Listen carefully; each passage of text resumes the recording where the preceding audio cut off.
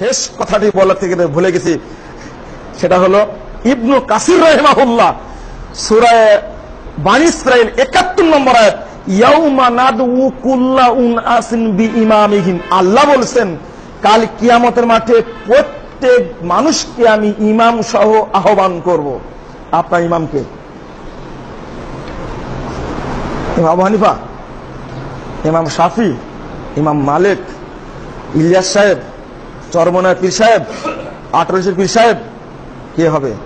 শুনুন, তিনি ইবনে কাসির বলছেন ৩ নম্বর খণ্ডে ৫৬ পৃষ্ঠা খুলুন, এই আয়াতের ব্যাখ্যা ইবনে কাসির বলছেন ফাআকবারু শারফিন লি আসহাবিল হাদিস লিআন্না ইমামাহুমুন নবিয়্যু সাল্লাল্লাহু আলাইহি ওয়াসাল্লাম। তিনি বলছেন আহলে হাদিসদের সবচেয়ে বড় মর্যাদা হলো কাল কিয়ামতের মাঠে তাদের ইমাম হবেন স্বয়ং মুহাম্মদ সাল্লাল্লাহু আলাইহি ওয়াসাল্লাম। আল্লাহ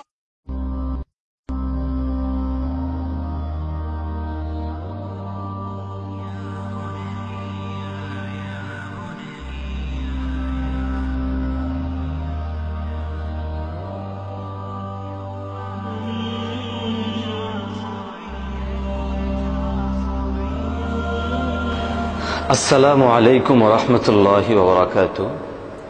সুপ্রিয় শ্রোতা মণ্ডলী, এতক্ষণ পর্যন্ত আপনারা শুনছিলেন বর্তমান সময়ে আহলে হাদিস দাবিদার ভাইদের একজন মুখপত্র শেখ মুজাফফর বিন মুহসিন সাহেবের বক্তব্য, যিনি তার বক্তব্যের মাধ্যমে এই কথা বুঝাতে চাচ্ছেন যে আল কোরআনুল কারীমের সূরা বানী ইসরাঈলের ৭১ নম্বর আয়াতে কারিমার আলোকে মহান রব্বে কারীম যাদেরকে বুঝিয়েছেন তারা হচ্ছেন আহলে হাদিসরা, এবং তাদেরকে নিয়েই বিশ্বনবী সাল্লাল্লাহু আলাইহি ওয়াসাল্লাম তিনি হাসরের মাঠে যাবেন।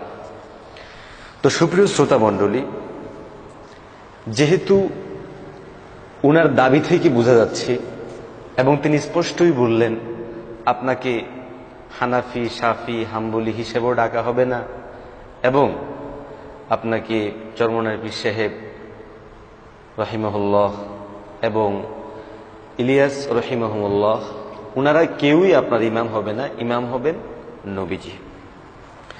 শ্রোতা মণ্ডলী, আপনাদের স্মরণের জন্য বলি, সেটা হচ্ছে নবীদের ইমাম আর এর বিপরীতে ৪ ইমামকে বা আমরা যাদেরকে ইমাম হিসেবে মানি তাদেরকে এইভাবে বিরুদ্ধে আনা, এটা পরিপূর্ণ জঘন্য পর্যায়ের একটা মারাত্মক অপচেষ্টা। কেননা এই ইমাম শব্দটা শুধুমাত্র নবীর জন্য ব্যবহার হয় এমন নয়, বরং আমাদের ইলমি পরিভাষায় এই ইমাম শব্দটাকে বিভিন্ন দ্বীনি খিদমত যারা করে গেছেন এদের জন্য এই শব্দটা ব্যবহার করা হয়ে থাকে। যেমন হাদিস এর ক্ষেত্রে যারা খিদমত করেছেন তাদেরকে ইমাম বলা হয়, যেমন ইমাম বুখারী রাহিমাহুল্লাহ, ইমাম মুসলিম রাহিমাহুল্লাহ ইত্যাদি ইমাম বলা হয়। কেউ যদি নাহবুর ক্ষেত্রে অবদান রাখেন তাহলে তাকে ইমামুন নাহবু বলা হয়, সারফের ক্ষেত্রে অবদান রাখলে তাকে ইমামুস সারফ বলা হয়, তাফসীরের ক্ষেত্রে অবদান রাখলে তাদেরকেও ইমাম হিসেবে আখ্যায়িত করা হয়ে থাকে। সুতরাং আমাদেরকে কেউ যেন এই শব্দ বলে ধোঁকা না দিতে পারে যে আমাদের মূল ইমাম তো বিশ্বনবী সাল্লাল্লাহু আলাইহি ওয়াসাল্লাম, ইমাম আবু হানিফা কিসের ইমাম। তো এই ধরনের কথা যারা বলে এটা অযৌক্তিক এবং বিভ্রান্তমূলক কথা। এখন আসুন আমরা শেখের বক্তব্যের উপরে কিছু মৌলিক পর্যালোচনা করি। তিনি এখানে দাবি করলেন যে এই আয়াতে কারিমার তাফসিরে, এই তাফসিরে ইবনে কাসির এটার ৫ম নাম্বার খণ্ডে ১০৩ নাম্বার পৃষ্ঠার হাওয়ালা দিয়ে, তিনি যদি ৩ নাম্বার খণ্ড বলেছেন, মূলত ৫ নাম্বার খণ্ডে এই ছাপা অনুযায়ী এটার ১০৩ নাম্বার পৃষ্ঠায় এই আয়াতে কারিমা তাফসির আনা হয়েছে। আয়াতটি হলো সূরা বানী ইসরাঈলের ৭১ নম্বর আয়াত। আমি আপনাদেরকে আবার আয়াতটি পড়ে শোনাচ্ছি। ইয়াউমা নাদউ কুল্লা উনাসিম বিইমামিহিম, যে আমি ওই দিন প্রত্যেক মানুষকে তাদের ইমাম সহ ডাকব। এখানে তিনি দাবি করলেন, দাবি কি, যে ইবনে কাসির রহিমাহুল্লাহ তার লিখিত অনবদ্য গ্রন্থ তাফসীর ইবনে কাসিরের মধ্যে বলেছেন, হাযা আকবারু শারফিল লিআসহাবিল হাদিস লিআন্না ইমামাহুমুন নাবিয়্যু সাল্লাল্লাহু আলাইহি ওয়াসাল্লাম, যে এটা হচ্ছে আসহাবে হাদিসদের জন্য, আর শেখ মুজাফফর বিন মুহসিনের দাবি অনুযায়ী আহলে হাদিসদের জন্য অনেক বড় শরফ বা মর্যাদা, কেননা তাদের ইমাম হবেন নবীজি মুহাম্মদুর রাসূলুল্লাহ সাল্লাল্লাহু আলাইহি ওয়াসাল্লাম। তো তিনি তার এই বক্তব্যের মাধ্যমে বুঝাতে চেয়েছেন যে এখানে উদ্দেশ্য হলো আহলে হাদিস। এটা যে কত বড় হাস্যকর এবং এই তাফসীরের সাথে কত বড় ষড়যন্ত্র, এই বিষয়গুলো আমি আপনাদের সামনে স্পষ্ট করে তুলে ধরছি। প্রথমেই বুঝুন, উসুলে তাফসীর হলো কোন একটা আয়াতের তাফসীর প্রথমত আয়াত দিয়ে করা। দ্বিতীয় নাম্বার, যদি আয়াতের তাফসীর আয়াত দিয়ে না করা হয়, না পাওয়া যায়, সেটা বিশ্ব নবী সাল্লাল্লাহু আলাইহি ওয়াসাল্লামের হাদিসে কোন তাফসীর থাকলে সেটা গ্রহণ করা। তৃতীয় নাম্বার, সাহাবায়ে কেরামের কৌল বা তাফসীরের ক্ষেত্রে থাকলে সেটাকে গ্রহণ করা।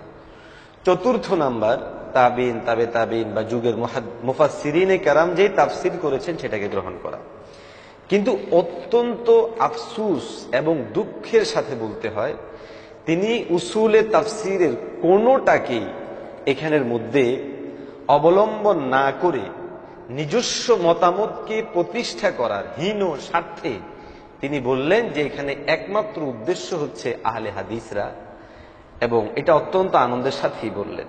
সুপ্রিয় শ্রোতা, এখন আপনাদের সামনে আমরা এই তাফসীরে ইবনে কাসিরের আলোকে প্রথমে সঠিক তাফসীরগুলো তুলে ধরব, এরপরে উনার এই কথার উপর কি কি প্রশ্ন আসে ওই প্রশ্নগুলো আমরা আপনাদের সামনে উত্থাপনের চেষ্টা করব। প্রথমেই আসুন, এই আয়াতে কারিমা তাফসীরের ব্যাপারে প্রসিদ্ধ মুফাসসিরিনে কেরাম কি বলেছেন তাফসীরের মধ্যে, আমরা প্রথমে তাফসীরে ইবনে কাসির থেকেই আপনাদেরকে বলছি।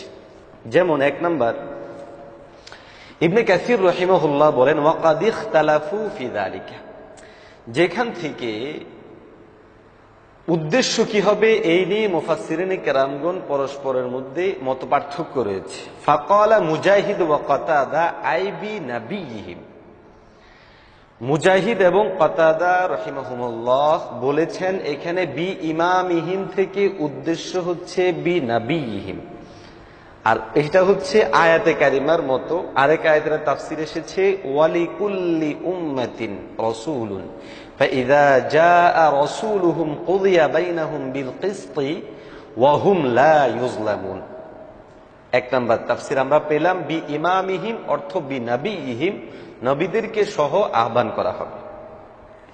এই আয়াতে কারিমার দ্বিতীয় তাফসীর, ওয়াকালা ইবনু যায়দিন বিকিতাবিহিমুল্লাযী উনজিলা আলা নাবিয়িহিম, যে এখানে ইমামিহিম উদ্দেশ্য হচ্ছে ওই কিতাব যেই কিতাব তাদের নবীর উপর অবতীর্ণ হয়েছিল মিনাত তাশরিঈ শরঈ হিসেবে। ইবনে জারির রাহিমাহুল্লাহ তিনি এটাকে গ্রহণ করেছেন এবং ইবনে আবি নুজাই থেকেও এটা গ্রহণ করেছে।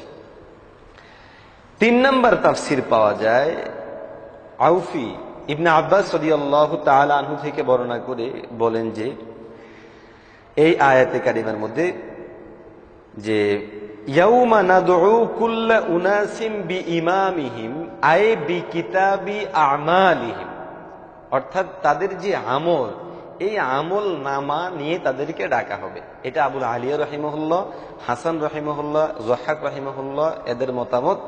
ওয়া হাযাল কাউলু হুয়াল আরজাহ, শ্রোতাদের উদ্দেশ্যে আমি স্মরণ করার জন্য ভালো করে শুনুন।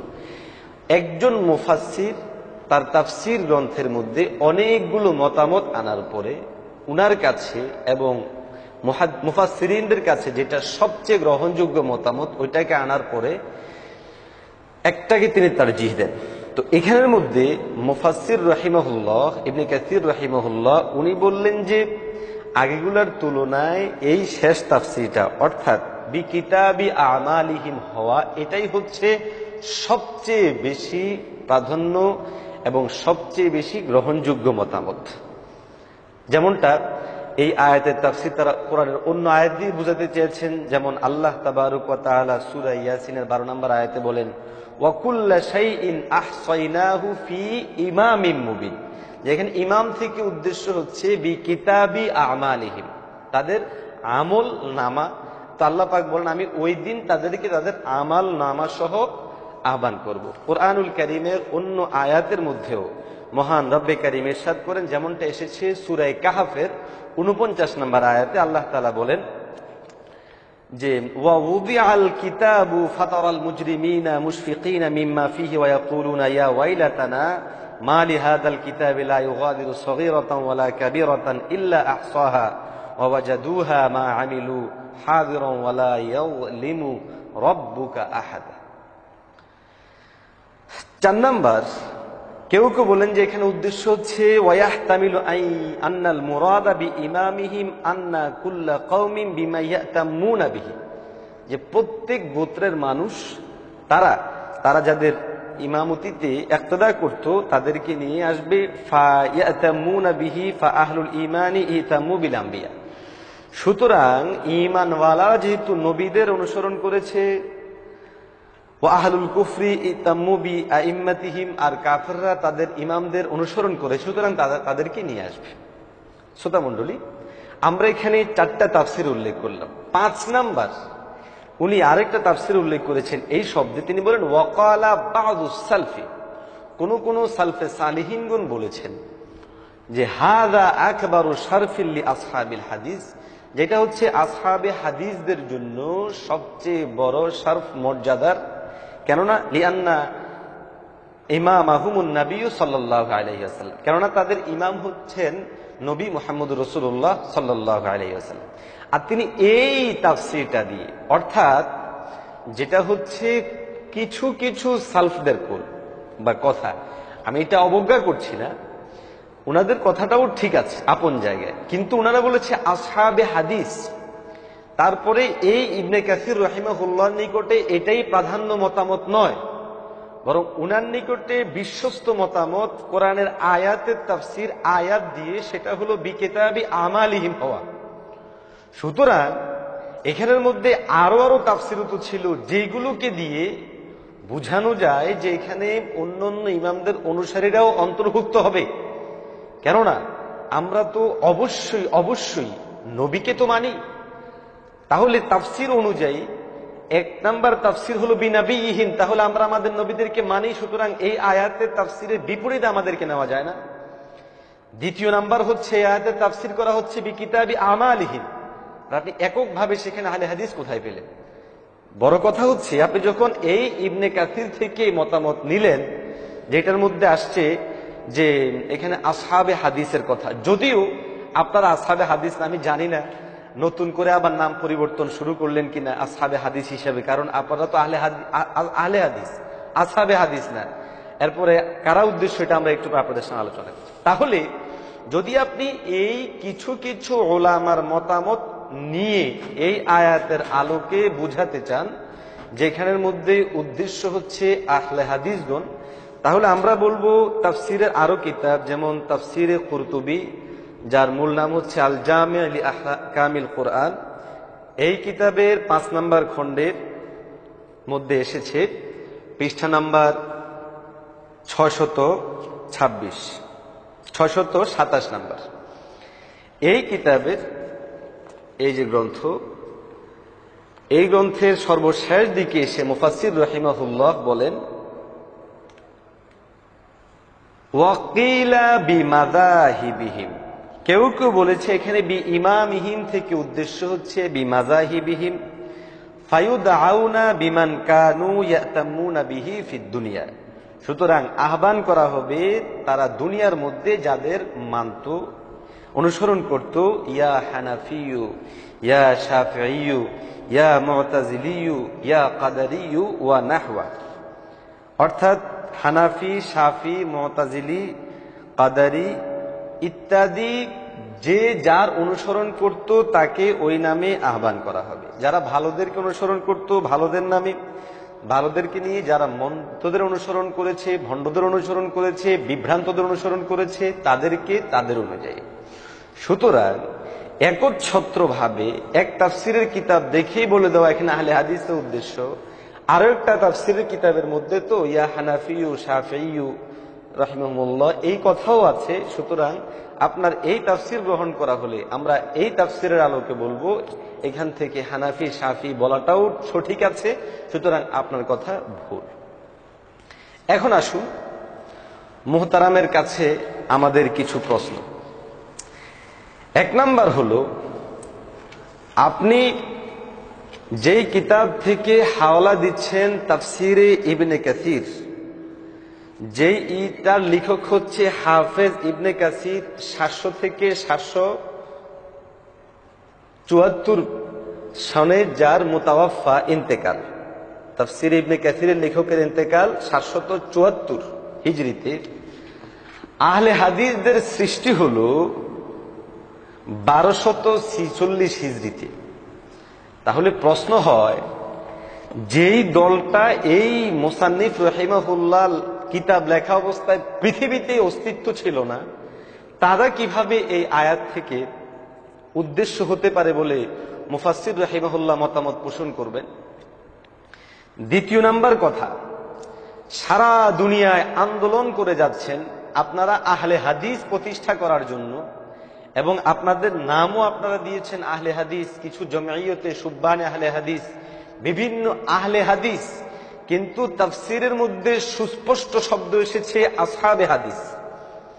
আসহাবে হাদিস থেকে কোশ্চিন কালেও আহলে হাদিস যাদেরকে বলা হচ্ছে এরা উদ্দেশ্য হতে পারে না, কেননা ওই নাম ওই সময় ছিলই না।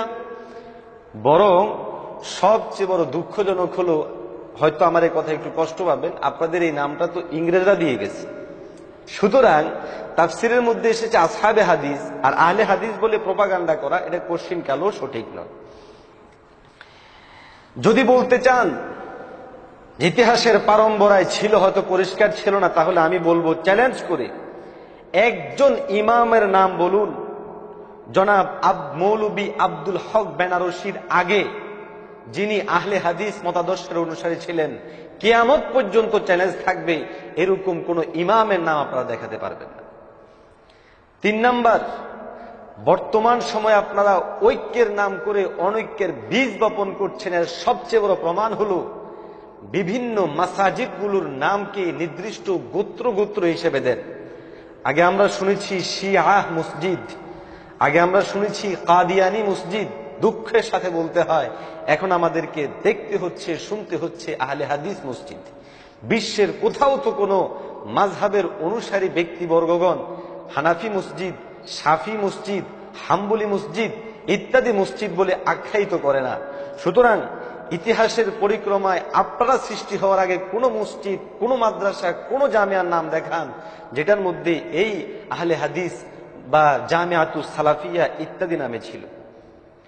4র্থ নাম্বার, আপনারা যারা আহলে হাদিস বলে দাবি করেন, কাদের দাবির উপর ভিত্তিতে করেন? কোথায় আপনাদের সেই সমস্ত উলামায়ে কেরাম, কোথায় তাদের লিখিত গ্রন্থাবলী? কয়েকজন আলেমের নাম বলুন, কয়েকটা লিখিত গ্রন্থের নাম বলুন।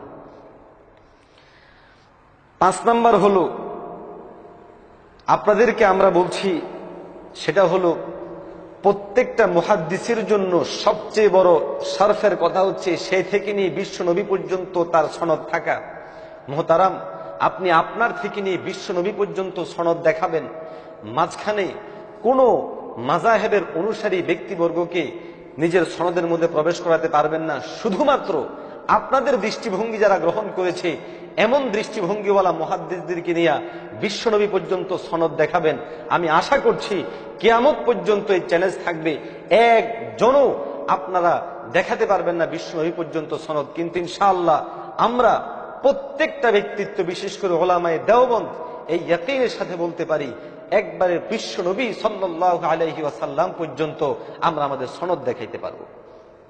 6 নাম্বার হলো, আপনি যে আসহাবে হাদিসের তাফসির করলেন আহলে হাদিস দিয়ে, এবং আহলে হাদিস বলতে রিকশার ড্রাইভারও আহলে হাদিস, ওই ক্ষেত মজুরও আহলে হাদিস, স্কুলে পড়ে সেও আহলে হাদিস, ওই ধরনের তাফসির যেই আহলে হাদিসের মধ্যে প্রবেশ করে নির্ভরযোগ্য গ্রহণযোগ্য কোনো অভিধান অথবা কোনো কিতাব থেকে তাফসিরটা দেখাবেন। আশা করি এই সমস্ত প্রশ্নগুলো কিয়ামত পর্যন্ত ঝুলন্ত অবস্থায় থাকবে, এইগুলোর জবাব আপনাদের পক্ষ থেকে আসবে।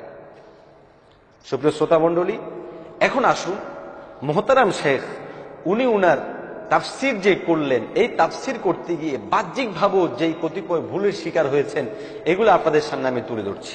এক নাম্বার দেখুন, সূরা বনী ইসরাঈলের এই আয়াতে বলা হচ্ছে কুল্লা উনাসিম বিইমামিহিম। কুল্লা উনাস, তাহলে কিয়ামতের দিবসে সব মানুষদেরকে ডাকা হবে তাদের ইমাম অনুযায়ী। এখন যদি মূল তাফসির যদি নাবি ধরা হয় তাহলেও হয়, অথবা যদি এখানে আমলনামা ধরা হয় তাহলেও হয়, কিন্তু তিনি যে তাফসির করলেন আহলে হাদিস উদ্দেশ্য, তাহলে ওনার প্রতি প্রশ্ন, অন্যান্য নবীর অনুসারী এরাও কি আহলে হাদিস ছিলেন? দ্বিতীয় নাম্বার হলো, আহলে হাদিস সৃষ্টি হলো 1246 হিজরিতে। 1246 হিজরি শতাব্দীর আগে পৃথিবীতে বিশ্ব নবী মুহাম্মদুর রাসূলুল্লাহ সাল্লাল্লাহু আলাইহি ওয়াসাল্লামের অনুসারী বহু মানুষ পৃথিবী ছেড়ে চলে গেছে। এমনকি সিয়াসিত্তার মুসান্নিফিন, তাফসিরের কিতাবের মুসান্নিফিনরাও এই সময়ে চলে গেছেন। প্রশ্ন হয়, তাহলে ওই সমস্ত ব্যক্তিবর্গ তারা কোথায় যাবে? ওনারা তো কেউ আহলে হাদিস ছিলেন না, তাহলে ওনাদের কি অবস্থা হবে? ওনারা কি তাইলে নবীর সাথে জান্নাতে যাবেন না? তিন নাম্বার হলো, আহলে হাদিস বন্ধুগণ, এখানে যে কুল্লা উনাস বললেন 1246 তাদের সৃষ্টি, তাহলে এর আগের উম্মত গুলা কোথায় যাবে? এদের কি প্রশ্ন? চতুর্থ নাম্বার হলো, মোহতারাম শেখ, আপনাদের অনেককেই বলতে শুনি আমার বাবা ছিলেন মাযহাবী, আমি এখন হয়ে গেছিলাম মাযহাবী আহলে হাদিস সহিহ পাওয়ার পরে। প্রশ্ন হয়, আপনার আব্বা আম্মা উনাদের হাসর নাসরের কি অবস্থা? নবীর সাথে কি তাদের হাসর নাসর হবে না?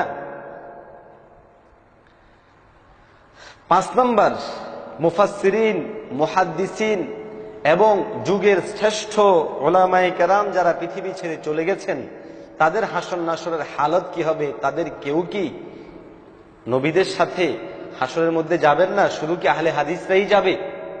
সর্বশেষ প্রশ্ন হলো, বর্তমান দুনিয়ায় 4 ইমামের অনুসারীর সংখ্যা এখনো পর্যন্ত আপনাদের তুলনায় 99.5% বেশি।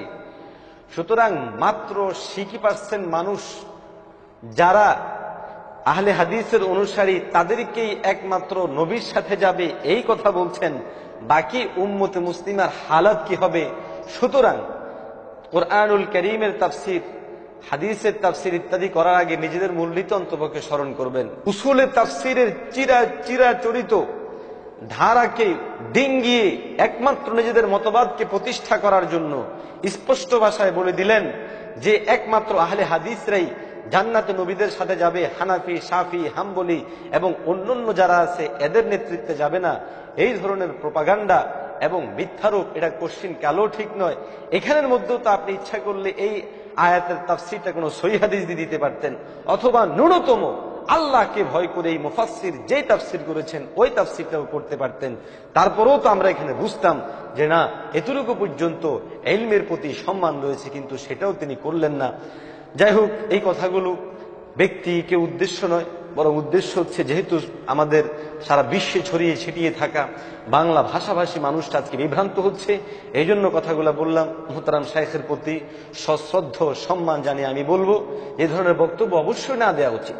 আমার বক্তব্য যেন অনেক মানুষদেরকে, মুসলিমদেরকে বিভ্রান্ত না করে, ঝামেলার মধ্যে না ফেলে। আমার কোনো কথা যদি আপনার কাছে প্রশ্নবিদ্ধ মনে হয় তাহলে আসুন, আমাদের দরওয়াজা খোলা। আমি আপনার সাথে বিশ্বের যেই কোনো জায়গায় বসতে রাজি, অন্ততপক্ষে এই আয়াতের এই তাফসীর নিয়ে হলেও, এবং আপনার লিখিত জাল হাদিসের কবলে রাসূলুল্লাহ সালাত এই লিখিত গ্রন্থ দিয়েও আসুন আমরা নিজেরা পরস্পর বসে সমাধান করে নিই।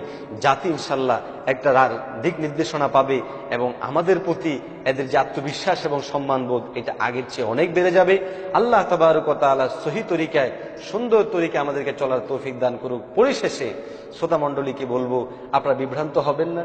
আহলে সুন্নাহ ওয়াল জামাতের অনুসারী, 4 মাযহাবের ইমামকে অনুসারী যারা সারা বিশ্বে ছড়িয়ে আছেন, আমরা আশা করতে পারি যে আমাদেরকে আল্লাহ তাবারক ওয়া তাআলা বিশ্ব নবীর ছায়াতলেই আমাদেরকে নিয়ে যাবেন। কেননা বিশ্বনবীর বিপরীতে আমরা ইমামকে ইমাম মানি না, বরং এই ইমামগণ ওনারা বিভিন্ন ব্যাখ্যা করে গেছেন বিধায় আমরা সেই ব্যাখ্যাগুলোকে মানি। আর সেই ব্যাখ্যাগুলোকে মানা ভুল নয়, বরং সঠিক। আল্লাহ তাআলা আমাদেরকে আমল করার তৌফিক দান করুক। ওয়া আখিরু দাওয়ানা আনিল হামদুলিল্লাহি রাব্বিল আলামিন।